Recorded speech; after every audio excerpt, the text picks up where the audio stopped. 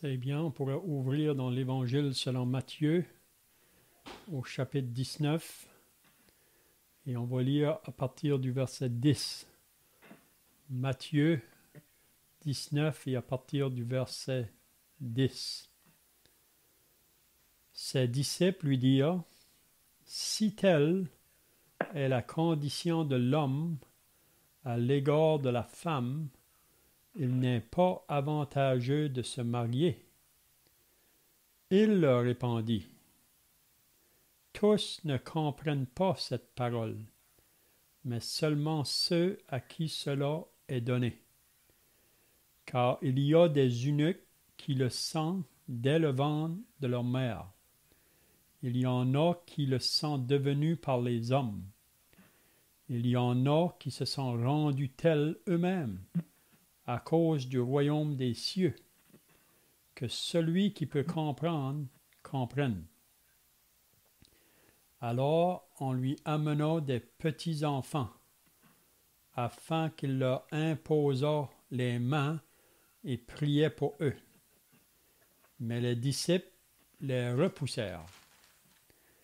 Et Jésus dit: laissez les petits-enfants et ne les empêchez pas de venir à moi, car le royaume des cieux est pour ceux qui leur ressemblent. Il leur imposa les mains et il partit de là. Et voici un homme s'approcha et dit à Jésus: Maître, que dois-je faire de bon pour avoir la vie éternelle? Il lui répondit: pourquoi m'interroges-tu sur ce qui est bon? Un seul est le bon. Si tu veux entrer dans la vie, observe les commandements. Lesquels? Lui dit-il. Et Jésus répondit: tu ne tueras point, tu ne commettras point d'adultère, tu ne déroberas point, tu ne diras point de faux témoignages. Honore ton père et ta mère et tu aimeras ton prochain comme toi-même. Le jeune homme lui dit: j'ai observé toutes ces choses, que me manque-t-il encore? Jésus lui dit: si tu veux être parfait, va, vends ce que tu possèdes, donne-le aux pauvres et tu auras un trésor dans le ciel, puis viens et suis-moi. Après avoir entendu ces paroles, le jeune homme s'en alla tout triste, car il avait de grands biens. Jésus dit à ses disciples: je vous le dis en vérité, un riche entrera difficilement dans le royaume des cieux.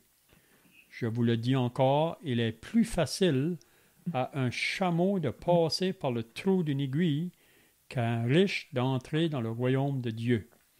Les disciples, ayant entendu cela, furent très étonnés et dirent: qui peut donc être sauvé? Jésus les regarda et leur dit: aux hommes, cela est impossible, mais à Dieu, tout est possible. Donc, c'est tout ce qu'on va lire dans la parole de Dieu ce soir. C'était notre frère Claude qui était censé d'ouvrir, mais il n'est pas parmi nous ce soir.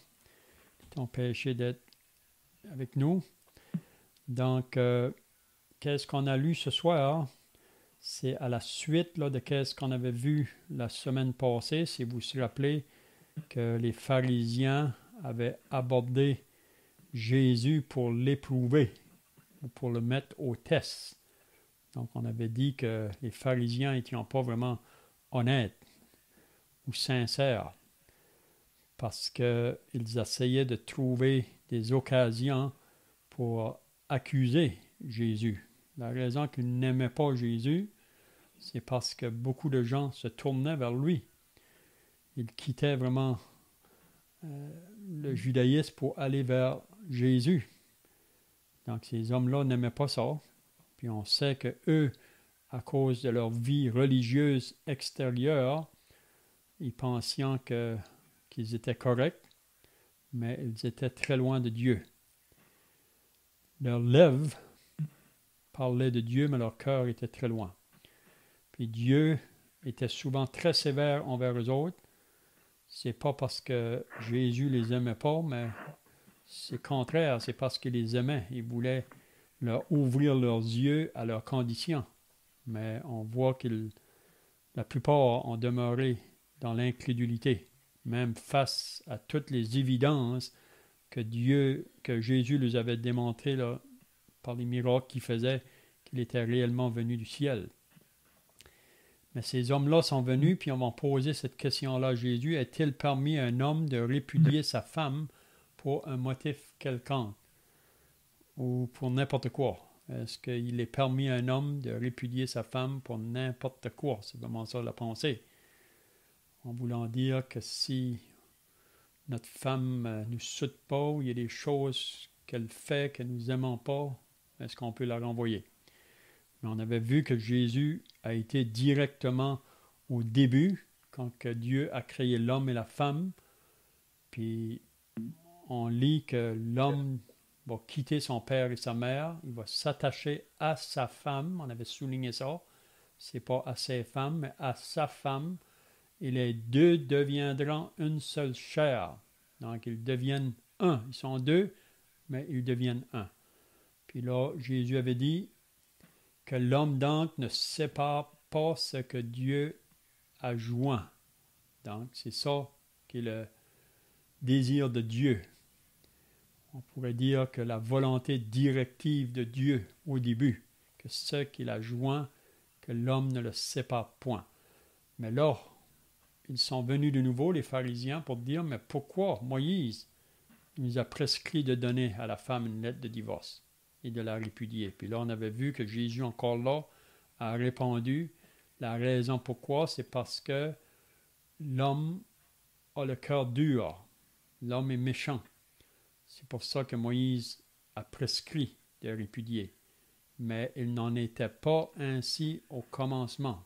Donc Jésus ramène de nouveau qu'est-ce qu'est la volonté directive de Dieu. Donc Dieu peut aussi avoir une volonté permissive, puis la raison c'est parce que l'homme veut prendre un chemin contraire, que l'homme veut aller contraire à la volonté de Dieu. Donc, si l'homme veut aller comme ça, Dieu le permet, mais il y a toujours des conséquences très néfastes à aller dans notre propre chemin. Donc, on avait vu aussi que Jésus avait dit que celui qui répudie sa femme sauf pour infidélité, puis on avait bien souligné qu'ici, vraiment, quand il dit l'infidélité, c'est vraiment la fornication. Donc, on sait que la fornication, c'est des relations avant mariage. Puis ici, on peut voir, parce que l'évangile de Matthieu était écrit à des Juifs, donc, quand un Juif allait prendre une femme en mariage, là, il y avait toujours une année de fiançailles qui se faisait avant. Puis pendant les fiançailles, c'était considéré pour les Juifs comme si ils étaient déjà mariés, mais le mariage n'avait pas encore été fait. Mais pendant ce temps, si un ou l'autre avait été infidèle, on avait dit l'exemple de Joseph et Marie, quand que Joseph a appris que Marie était enceinte, pour lui, elle avait été infidèle, donc il voulait la renvoyer. Donc à ce moment-là, ça pouvait se faire dans ce temps de fiançailles. Mais là, après que Jésus a dit ça, là, c'est là qu'on est rendu ce soir. Donc les disciples trouvent ça vraiment assez fort. Il dit, si telle est la condition de l'homme à l'égard de la femme, il n'est pas avantageux de se marier.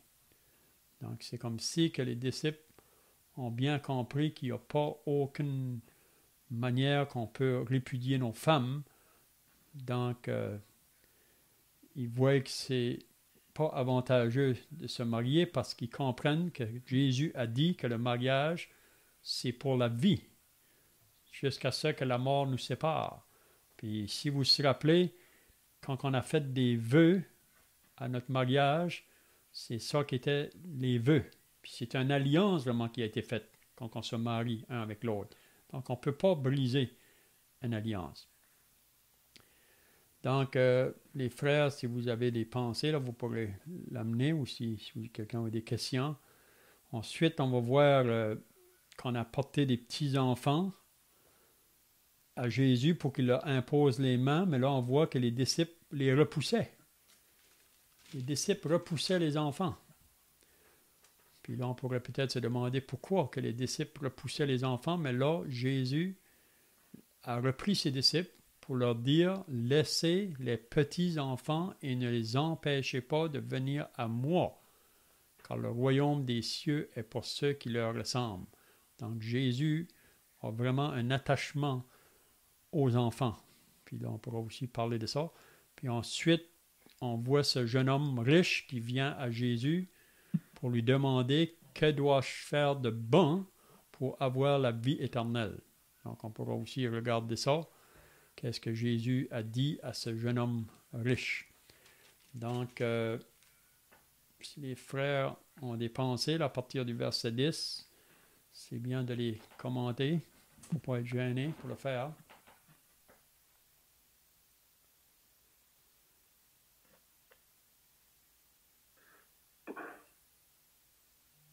Donc, ici, au verset 10, là, il est dit que les disciples n'avaient pas compris ce que le Seigneur voulait dire ici. Ben, on peut penser dans le jardin d'Éden, quand que Dieu a créé Adam.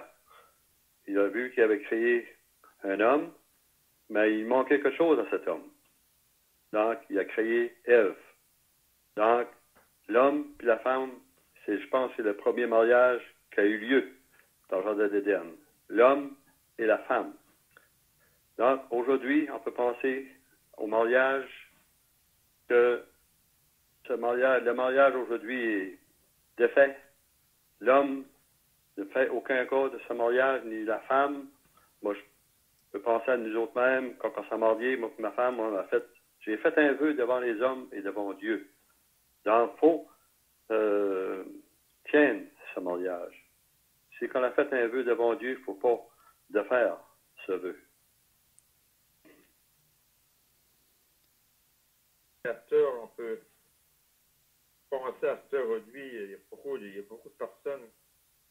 Il y a beaucoup de personnes qui ne veulent pas se marier. Ils en ont peur. Ils en ont peur parce que le mariage ne dure pas longtemps. Ça durer, il y en a qui s'en marient, 3 mois après, ils s'en laisser. Il y a beaucoup de personnes pareilles en cause de l'argent. Quand ça vient à un certain temps que ça marche mal, ben, ça se séparer pour moitié-moitié. C'est toutes des choses toutes des choses, on peut dire pareil que c'est la société humaine. Aujourd'hui, si tu vas avoir le divorce, tu peux l'avoir n'importe quel temps. Ça, c'est toutes des choses que les hommes veulent. Avec de l'argent, tu peux savoir. Hein? Je pense à ça. Je pense souvent à ça des fois.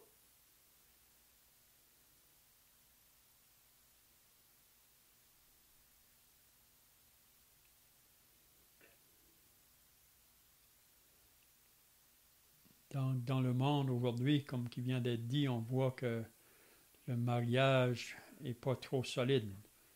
Puis on peut se séparer pour n'importe quoi vraiment. Et des fois, c'est des chicanes dans le mariage. C'est pas toujours pour raison d'infidélité ou de quoi que ce soit. C'est juste des fois pour des décisions qui doivent être prises, mais on sait que l'homme, dans le péché, l'orgueil est là. Puis souvent dans un mariage, vous savez, il faut les deux là. Mais le problème vraiment aujourd'hui, c'est parce qu'on a abandonné Dieu. Chacun vit indépendamment de Dieu. Mais c'est la raison pourquoi il y a beaucoup de mariages brisés. Puis on sait qu'en arrière de tout ça, c'est le diable. Parce que si on détruit les familles, on détruit la société. On détruit tout vraiment. Puis c'est ça que le diable veut faire. Mais c'est triste à dire que ça peut aussi entrer parmi le peuple de Dieu. Ça ne devrait pas. Parce que vraiment, si on est chrétien, le mariage devrait être quelque chose de sacré pour nous. Puis aussi que si le Seigneur Jésus marche au milieu de nous, il va nous donner les forces nécessaires par son Saint-Esprit. C'est pas que dans le mariage chrétien, il n'y aura pas de difficultés. Il peut y avoir aussi des difficultés. On peut se blesser un envers l'autre, mais l'amour que nous avons eu par l'Esprit le jour de notre salut devrait nous faire aimer le conjoint à un point que s'il m'offense, on est prêt à pardonner. Se pardonner les uns les autres. Mais c'est triste à dire que même dans les foyers chrétiens aujourd'hui, ça peut arriver à une séparation. Puis on voit de la parole de Dieu, même dans 1 Corinthiens 7, là, si vous voulez lire concernant les choses qui a été posées à l'apôtre Paul là, concernant le mariage. Paul a répondu à plusieurs questions. Mais on voit ici, là, dans le verset qu'on vient de lire, c'est que les disciples, quand ils ont compris que le lien du mariage, c'est pour toujours. Dieu ne veut pas que ça soit brisé. Donc, c'est pour ça qu'ils sont demandés, entre eux autres, est-ce qu'il est avantageux de se marier? Mais là, Jésus les a dit, tous ne comprennent pas cette parole, mais seulement ceux à qui cela est donné. Puis on sait que pour comprendre les pensées de Dieu, on a besoin de l'Esprit de Dieu. Donc, le monde en général ne va pas comprendre ce langage-là. Mais le croyant, s'il marche par l'Esprit, il devrait être capable de saisir ce que Jésus est en train de nous dire. Puis, juste après le verset 12, là, il parle des eunuques. Est-ce que on sait qu'est-ce que c'est les eunuques? Puis on voit ici que Jésus, c'est pas qu'il va encourager ça, là, parce que vraiment, comme le frère a dit tout à l'heure, au début, Dieu a créé l'homme, puis ensuite, il a vu que l'homme avait besoin d'une aide, donc il a fait la femme. Donc, c'est bon pour un homme d'avoir une femme, de se marier, mais c'est pas tout vraiment qui vont voir le don de ça. Il y en a qui sont prêts à rester seuls. Puis là, il nous donne des raisons vraiment ici, là. 3 raisons vraiment, concernant un eunuque. Qu'est-ce que c'est un eunuque?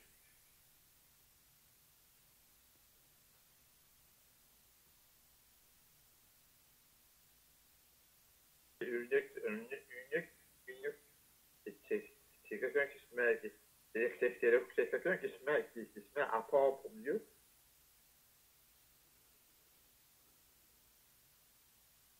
Hein?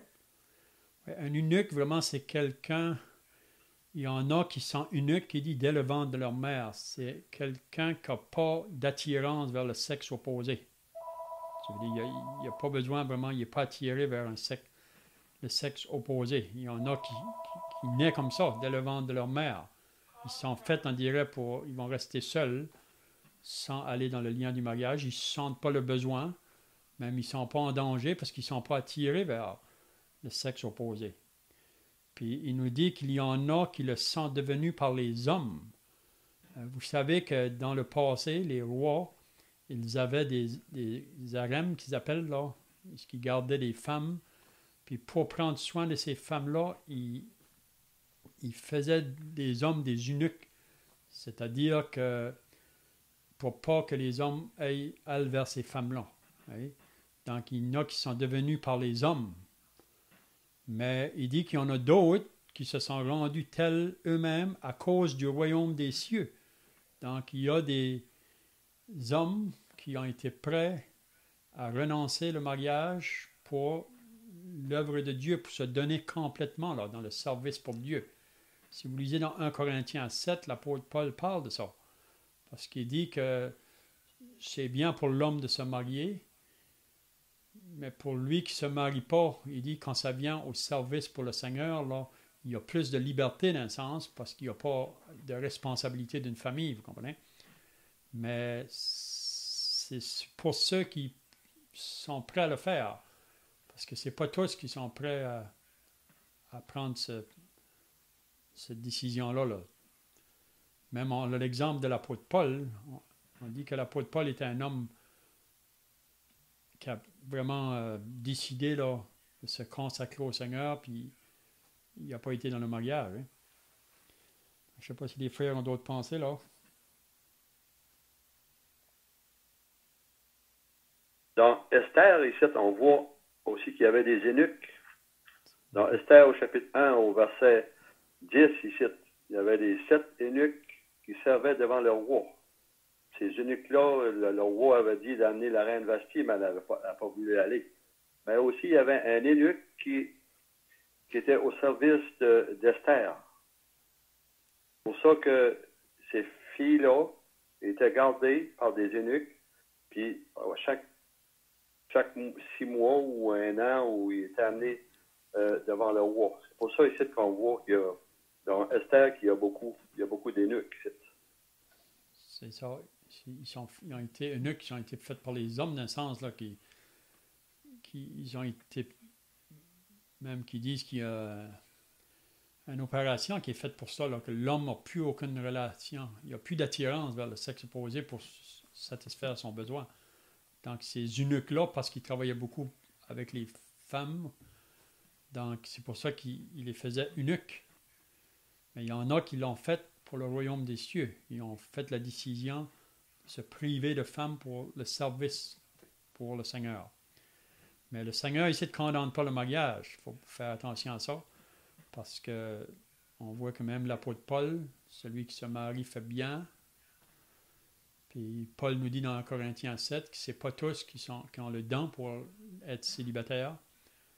Donc, c'est chacun qui doit saisir ça pour lui-même.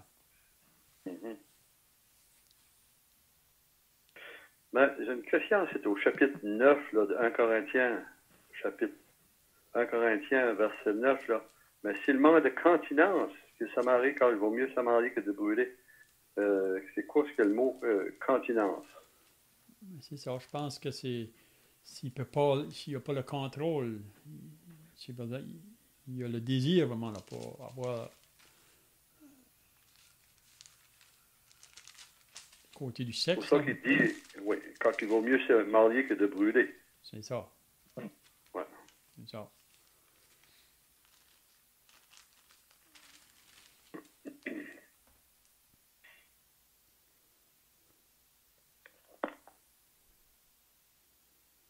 C'est toujours dans le but d'éviter l'impudicité ou la débauche. Donc, mieux de se marier que de brûler ou tomber dans le péché. Il y en a qui peuvent le faire, mais ce n'est pas tout le monde.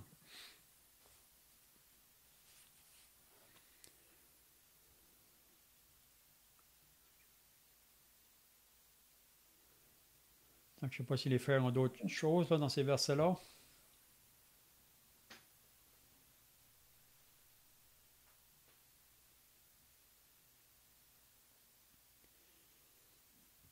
Donc, le verset 13, alors on lui amena des petits-enfants afin qu'il leur imposât les mains et pria pour eux. Donc, c'est probablement des parents qui amènent les enfants à Jésus pour qu'ils puissent avoir une touche sur leur enfant, qu'ils leur imposent les mains, ça dit, ou pour qu'ils prient pour eux, mais les disciples les repoussent. Pourquoi que les disciples repoussent les enfants?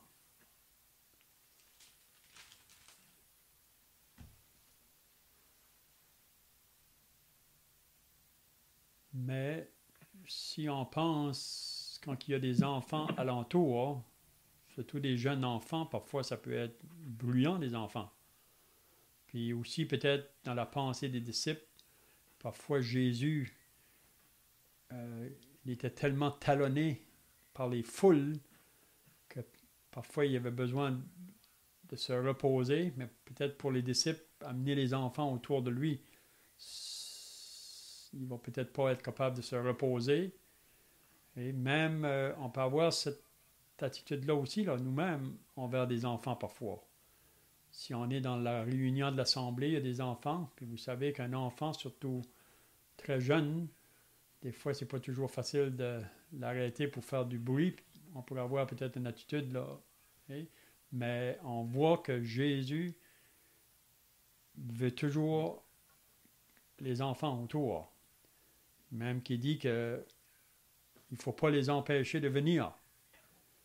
Donc, on devrait être content quand il y a des enfants qui viennent. On sait que parmi nous, maintenant, il n'y a pas beaucoup de petits-enfants, mais il y a eu un temps qu'il y avait beaucoup de petits-enfants parmi nous. Mais c'est vrai qu'il ne faut pas laisser les enfants, comment je dirais, déranger l'Assemblée, là, si ça vient trop fort. Je pense que les parents sont responsables dans ce temps-là, peut-être de retirer avec l'enfant, mais on devrait comprendre ça. S'il y a des enfants alentour, ça peut peut-être déranger, mais le Seigneur dit, laissez les petits-enfants et ne les empêchez pas de venir à moi, car le royaume des cieux est pour ceux qui leur ressemblent.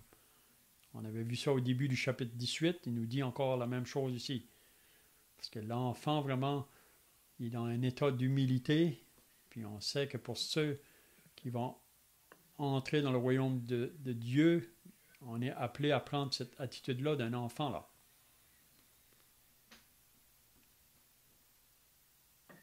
Oui, j'avais pensé là-dessus. Je ne sais pas si, comme reprendre, si c'est pas correct ou pas. Je pense que les disciples n'avaient pas saisi vraiment le message, le but de petits-enfants. Mais on peut penser à un passage que le Seigneur dit lui-même. Si tu veux rentrer dans le royaume des cieux, il faut que vous deveniez comme des petits-enfants. Qu'est-ce qu'on peut apprendre des petits-enfants? Comme mon frère vient de dire, il peut s'humilier, il est réconciliant. Le petit-enfant n'a pas d'orgueil. Il peut être certain orgueilleux, mais c'est pas de quoi qui va tenir. Il y a l'esprit de pardon. Je pensais quand on était jeune, on était petit, moi, elle n'a pas la face pour un an. Peut-être pour 6 mois. Puis 15 minutes après, on est encore ensemble. Voici, l'enfant oublie. Puis, on est appelé à devenir comme des petits enfants, à la réconciliation envers Dieu. Comme que c'est que ça nous dit, il faut que vous deveniez comme des petits enfants. C'est quoi le petit enfant? C'est pas rancuneux. C'est facile à pardonner. Mais est-ce que, si on se sent devant Dieu, est-ce qu'on a ça? C'est tout.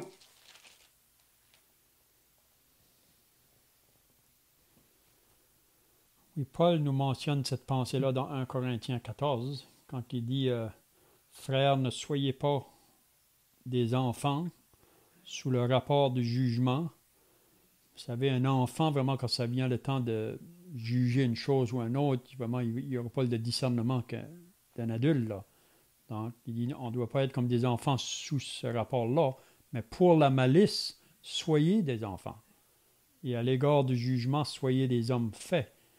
Je pense, comme le frère vient de dire, des enfants, si vous les voyez ensemble, parfois, là, ils peuvent bien s'amuser, mais à un moment donné, ça peut devenir... parce qu'un va voir la chose de l'autre, il y a quand même sa nature du péché dans lui, mais s'il y a une chose qui se passe entre les deux, c'est pas longtemps après qu'ils se réconcilient. Là. Ils vont oublier puis ils continuent de nouveau. Donc, sur ce côté-là, on devrait être comme des enfants. Il y a beaucoup de choses qu'on pourrait dire à propos des enfants. Là. Probablement les frères ont d'autres pensées là-dessus.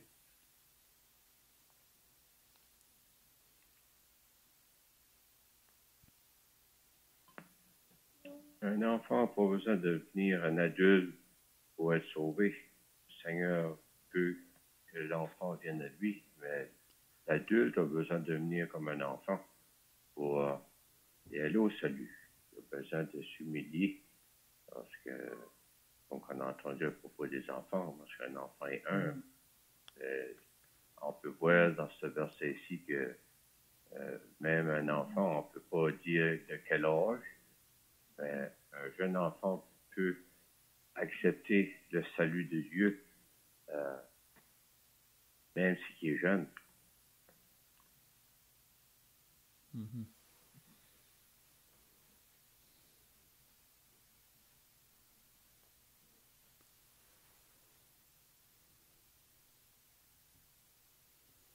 Je connais un frère à l'œuvre, c'est un frère que j'ai connu à l'œuvre, qui a dit qu'il a professé le salut à l'âge de 4 ans.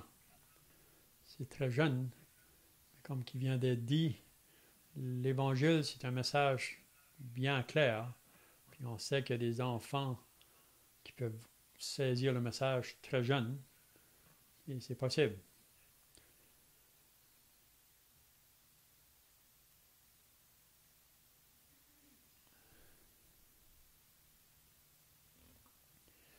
Donc peut-être qu'on pourrait rentrer maintenant au verset 16, là, concernant ce jeune homme. Ça dit, « Et voici, un homme s'approcha et dit à Jésus. » Donc on lit à propos de cet homme-là aussi dans l'évangile de Luc. Ça nous dit que c'est un jeune homme riche, mais il s'approche à Jésus avec une question pour ce qui concerne la vie éternelle. Donc sa question, c'est « Maître, que dois-je faire de bon pour avoir la vie éternelle? » Donc ici, cet homme-là, quand il regarde à propos de la vie éternelle, pour lui, il croit qu'il faut faire des bonnes choses, si on peut dire là. Que dois-je faire de bon pour avoir la vie éternelle? Mais Jésus va aller sur son terrain, si on peut dire là. Donc si ce jeune homme-là, comme beaucoup de monde aujourd'hui, il pense qu'il faut faire des choses pour hériter la vie éternelle, donc si c'est la manière que le monde pense, alors Jésus va leur dire, si qu'il faut vous fassiez quelque chose pour avoir la vie éternelle, il faudra faire qu'est-ce que Jésus dit par la suite. Mais on sait que c'est pas possible, à cause que l'homme, avec sa nature du péché, il ne peut pas mettre ces choses-là ou la loi en pratique parfaitement. Hein?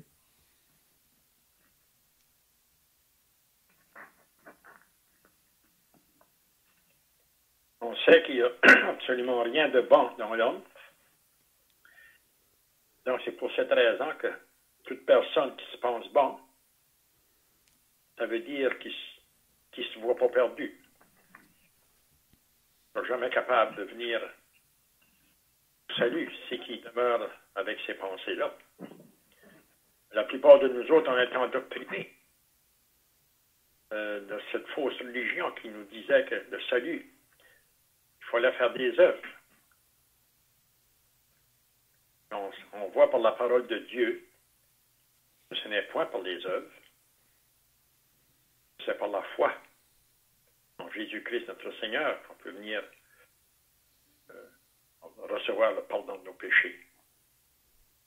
Donc c'est pour ça ici que le Seigneur lui a dit qu'il n'y a personne de bon. Ça fait que c'est vraiment une leçon pour chacun de nous. De ne jamais essayer d'être assez orgueilleux pour dire qu'on est bon, qu'on est meilleur qu'un autre.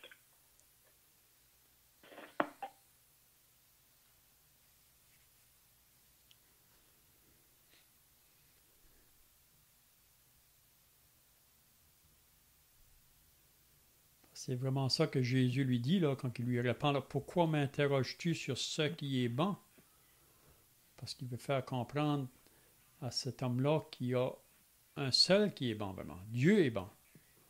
Mais en ce qui concerne l'homme, pécheur, il n'y a pas de bon.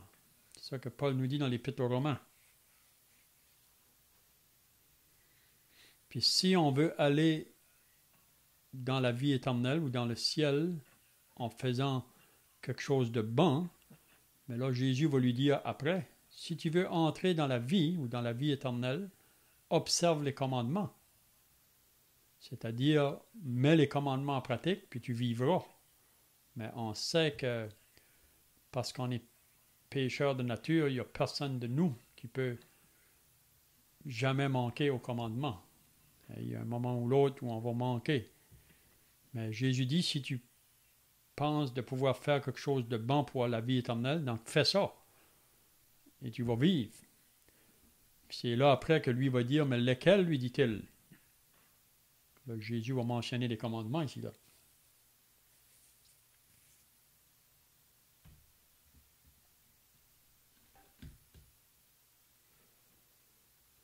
Ce jeune homme-là a été au Seigneur. Il a pensé, hey, moi, j'ai observé 6 des commandements. Hey, il a pensé, moi, je vais être bon pour aller rentrer dans le ciel.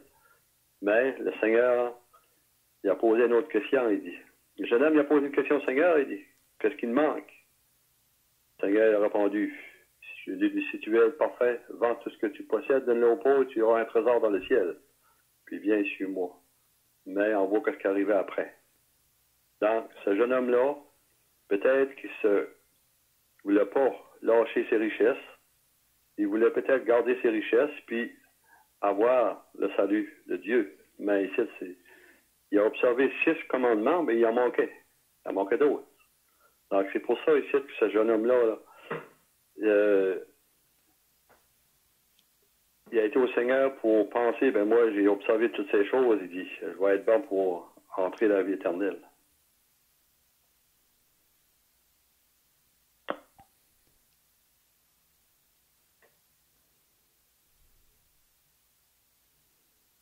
Mais peut-être que le jeune homme, quand il dit là, qu'il a observé ces choses-là depuis sa jeunesse, il dit ça dans un autre évangile, là.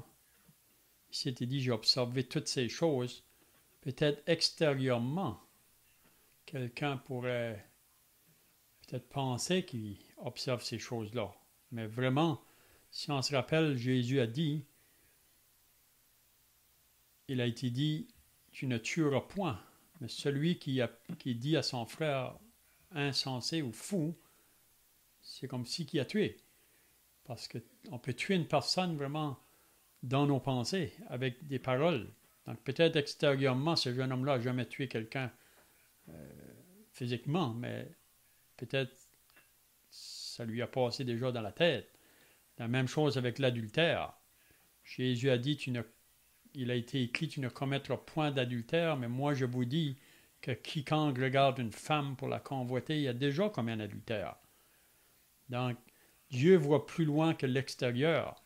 Peut-être ce jeune homme-là, extérieurement, il paraissait bien, hein, mais c'est dans son cœur. Puis, tous, nous avons tous transgressé la loi, souvent dans nos pensées.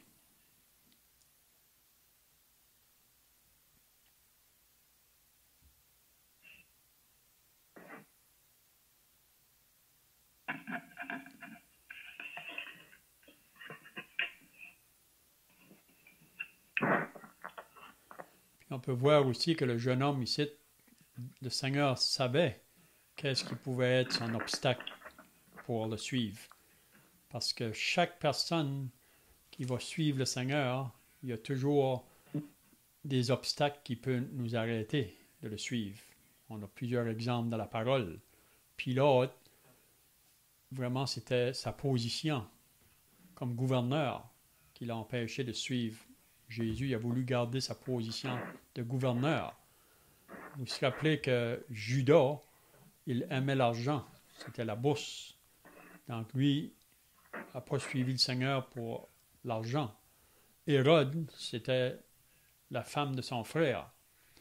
Donc chaque personne, quand ça vient le temps d'être appelé là, au salut, il y a des obstacles.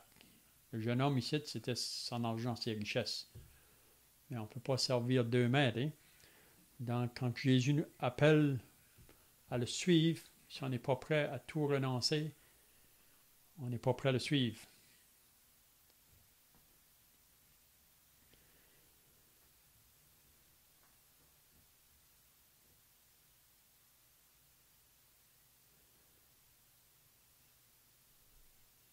Donc, je vois que le temps est passé, là, à moins que les frères ont d'autres pensées, là. Sinon, un frère peut terminer par la prière.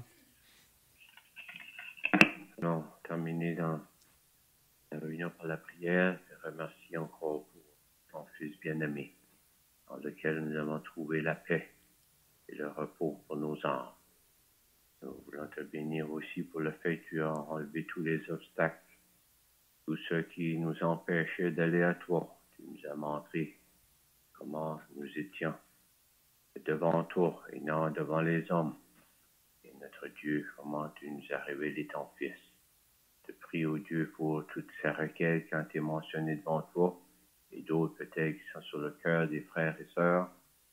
Prie, ô Dieu, encore pour la tante, ma femme, la sœur Lucienne, belle-mère, ô Dieu, Noëlla, qui est dans ces derniers temps en soins palliatifs. Nous prions pour elle et pour son conjoint rénal. Et on pense aussi à Jacques, aussi qui est dans mauvaise condition de santé. Oh Dieu, nous prions pour ces âmes précieuses. Et souviens-toi de tous les autres, nos enfants, nos familles, les plaçons tous devant toi. Et garde chaque frère et sœur, et garde-nous au nom du Seigneur Jésus. Amen. Amen.